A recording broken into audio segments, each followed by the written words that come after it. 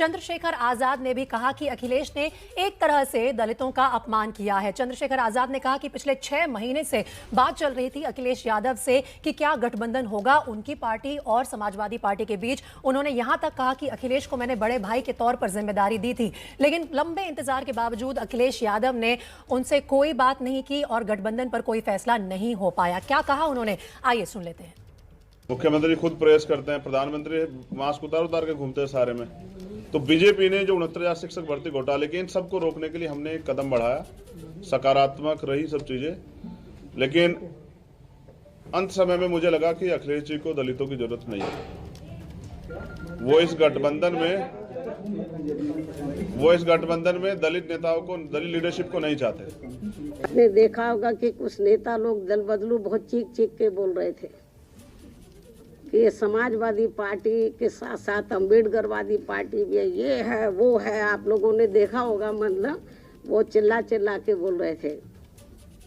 लेकिन जो ये कह रहे थे कि ये पार्टी समाजवादी पार्टी जो है ये समाजवादी के साथ साथ अम्बेडकरवादी भी है, SC ST OBC और विशेषकर माइनॉरिटीज के हितों की पार्टी है, लेकिन जिसमें रत्ती भर भी सच्चाई नहीं है।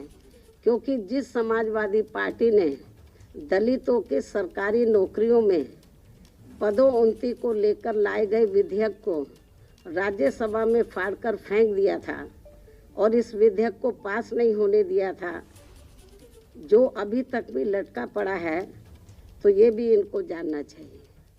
तो ये कैसे दलित हितैषी पार्टी हो सकती है? तो देखिए, अखिलेश यादव पर यह हमला आज बोला मायावती ने और चंद्रशेखर आजाद ने, लेकिन कल की अगर बात करें तो यूपी के सीएम योगी ने भी अखिलेश और उनके नए सहयोगियों पर निशाना साधते हुए कहा था कि परिवारवादी लोग सामाजिक न्याय की लड़ाई नहीं लड़ सकते। वंशवाद और परिवारवाद की राजनीति करने वाले सामाजिक न्याय के समर्थक नहीं हो सकते। दूसरा, भ्रष्टाचार जिनके जीन्स का हिस्सा हो, वे सामाजिक न्याय की लड़ाई नहीं लड़ सकते। सामाजिक न्याय यही है, बिना भेदभाव के समाज के प्रत्येक तबके को शासन की योजना का लाभ मिले, उनके साथ सामाजिक और आर्थिक भेदभाव न हो।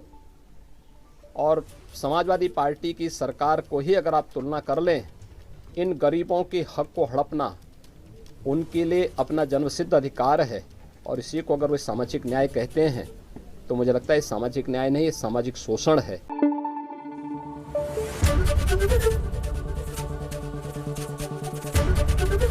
ABP न्यूज़ आपको रखे आगे।